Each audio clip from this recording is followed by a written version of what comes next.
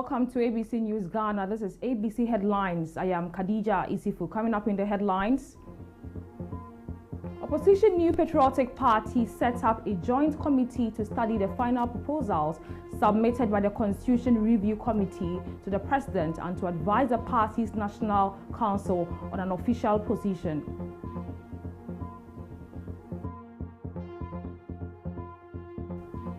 The Greater Accra Regional Police Command has arrested 132 suspects and recovered several items following a series of special swoops and motor operations conducted across the part of the Accra metropolis.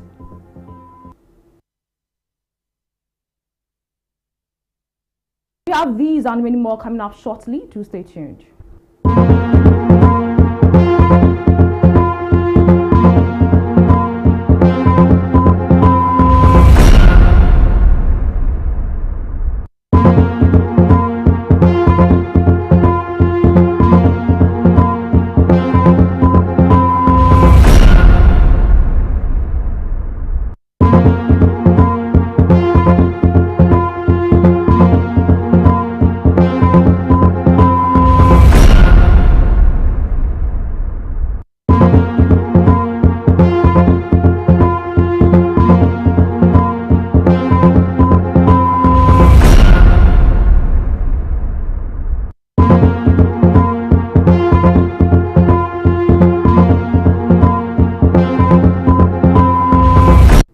Thankful for your time this morning. We're streaming live on Facebook and on YouTube at ABC News GH_. Now to the details. The New Patriotic Party has constituted a joint committee to study the final proposals submitted by the Constitution Review Committee to the President and to advise the party's National Council on an official position. The national organizer of the party, Henry Anabuache, disclosed this in a statement posted on Facebook on Tuesday, December 23, following the submission of the CRC's final report to the President on Monday.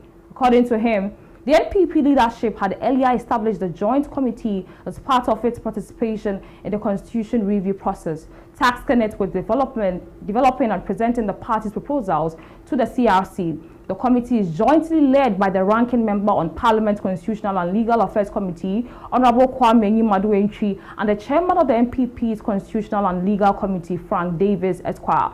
He noted that the move underscores the party's structured and consultative approach to constitutional reform, ensuring that its response is grounded in thorough analysis and collective deliberation. The joint committee includes several senior party figures and members of parliament, among them Honorable Hassan Tampoli, Obi Amwa, Nana J. Bafwewa, Kojo Ponkruma, Gary Nimako Esquire, Martin J. Mensa Kosa, Dr. Mahamati Abdul Kabiru, Fatih Abubakar, and Hanifa Joa Yahya. Mr. Buache urged party members and supporters to exercise restraint in their public commentary on the CRC proposals while the internal review process is ongoing.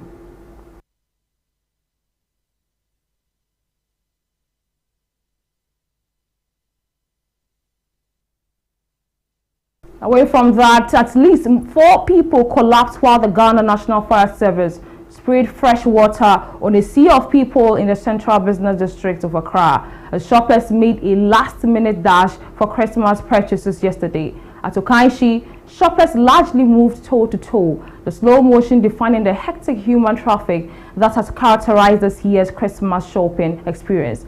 Amid the congestion, the Ghana National Fire Service deployed 5 engines to spray water on the teeming crowd to cool temperatures. The congestion built up over several hours, with 4 people collapsing in the process, a situation that disrupted trading activities across the CMB, Okanshi and Makola areas as pedestrians and vehicular movement slowed significantly. Vehicles appeared locked up and stranded in the area for long periods, while shoppers struggled to navigate through the narrow market paths. The dense human traffic affected access to shops and stalls, forcing some traders to temporarily abandon their spaces to avoid accidents. Others struggled to protect their goods as movements became increasingly restricted under the intense heat.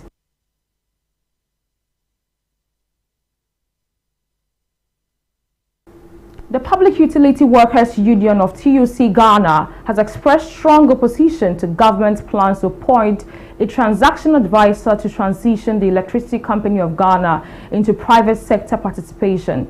In a statement released Tuesday, December 23, PUWU said the announcement, which came shortly before Christmas, was surprising given the ongoing turnaround program being implemented jointly by ECG management and workers under PUWU's guidance. The program, agreed with the Ministry of Energy, focuses on reviving ECG through internal reforms rather than privatization.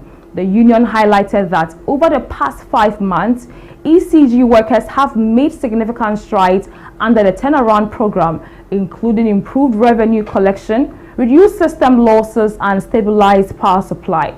These achievements have reportedly been acknowledged by government officials, including Finance Minister Dr. Kassiel Atoforsen, Majority Leader Mahama Yarga, and Energy Minister John Abdullahi Jinapo, who emphasized that ECG is a strategic national asset and any decision regarding its future must follow due process, ensure transparency, and involve broad stakeholder consultation. The union called on the government to halt all actions towards PSP at this stage, allow the turnaround program to run its full course, and evaluate its outcomes before considering alternative options.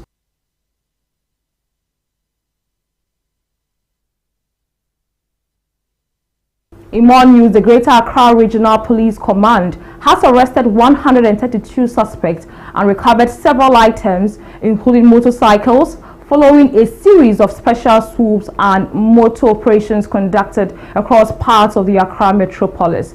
Speaking during a press conference in Accra on December 23, the Regional Public Relations Officer, Superintendent Juliana Obeng, stated that the Accra Regional Police Command has arrested a total of 132 suspects and retrieved various exhibits, including narcotic substances, suspected stolen items, and motorcycles during a series of special swoop and motor operations conducted across several jurisdictions in the metropolis as part of sustained effort to combat crime during this Christmas and beyond. She explained that one of the operations was carried out on Thursday, December 18, by police personnel from the Kotobabi district under the Nima division.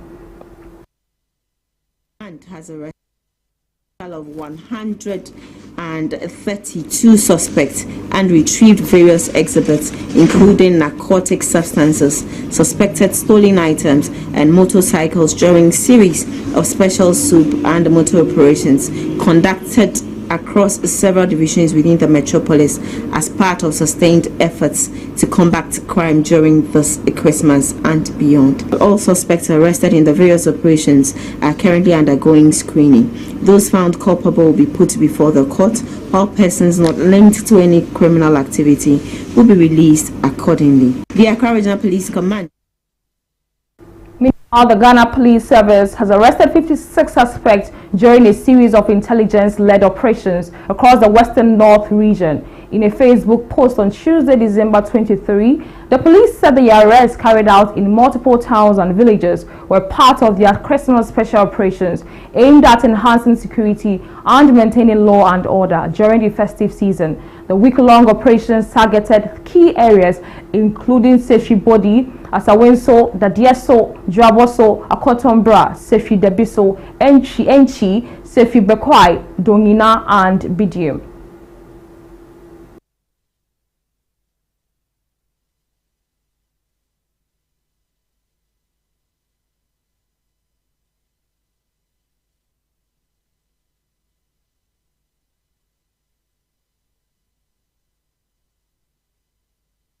Still on security issues, the Interior Minister Muntaka Mubarak has praised Ghana security services for their dedication to protecting lives and property across the country, particularly during the Christmas season. He praised personnel of the police and armed forces and other security agencies for sacrificing their comfort and risking their lives to ensure peace and safety nationwide. Speaking on behalf of the President, the Interior Minister expressed the government's appreciation to all security personnel for their service to the nation.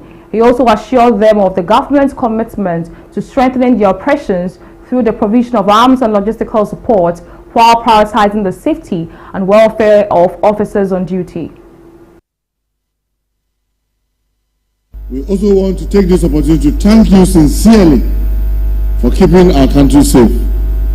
We are very grateful. We know you deny yourself sleep, you deny yourself comfort, you risk your life every day so that you can keep our citizens and our country safe.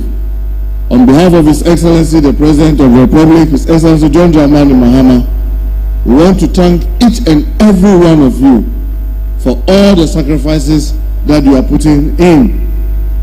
Sometimes denying your immediate family the comfort of seeing you, denying yourself good sleep, doing all you can so that our public will feel safer.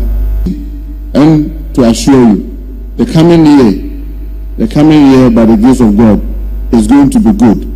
It's going to look into most of your challenges and will work tirelessly to ensure, whether from the army, the police, the fire, the prisons, the narcotics control, custom, all of you, we can assure you that we will do the best that we can.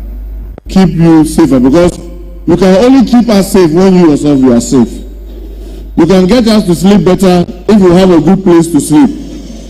You can get to protect us if you are well equipped. And His Excellency has already set the tone with the retooling. We have seen the number of armor that the police have received. And the army, you know, coming here, you are going to be one of the main focus, just as the fire service is going to be one of the main focus. The President has assured us we are going to have a lot of fire tenders. The prisons, we know the risk associated with their work. We are going to be. Now, away from security issues, management of the Kolebu Teaching Hospital has announced plans to conduct a mass burial of unclaimed, unknown and unidentified bodies at its mortuary. In a statement issued for immediate release, management explained that the hospital mortuary is currently congested and has reached full capacity. The management of Kolebu Teaching Hospital wishes to inform the general public that the hospital mortuary is currently congested and has reached full capacity. As a result, management will conduct a mass burial of all unclaimed, unknown and unidentified bodies at the mortuary. The statement said the released and treated relatives, next of kin, and any persons with an interest in any of the bodies to contact the management of Kolebu Teaching Hospital within 21 days of the notice on or before January 18, 2026 to make the necessary arrangements. According to the hospital, its records indicate that about 320 unclaimed bodies are expected to be included in the exercise. The hospital management noted that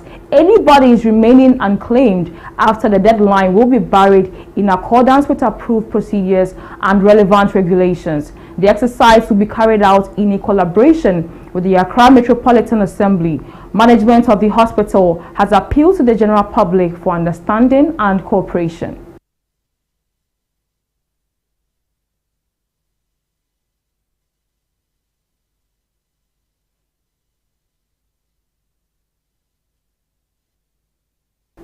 The Vehicle Enforcement Association of Ghana has filed an injunction at the Accra High Court to stop the Driver and Vehicle Licensing Authority from rolling out new or digital vehicle number plates from January 2026. The suit filed by Bemanco Enforcement Limited and 26 other licensed enforcers seeks to restrain the DVLA from introducing the new system or any alternative arrangements outside the existing framework until the court determines the case. VEMAG argues that the DVLA unlawfully awarded both the manufacture and endorsement of number plate to a single entity, departed from established practice, and failed to follow procurement laws. The association is also seeking orders for the DVLA to continue engaging licensed enforcers in 2026 and beyond, and claims the authority still owes some members arrears. The plaintiff says the DVLA refusal to allocate blank registration plates for 2026 has disrupted production, created uncertainty, and breached long-standing contractual arrangements, while raising concerns about transparency, potential job losses, and possible public inconvenience if vehicle registration is disrupted.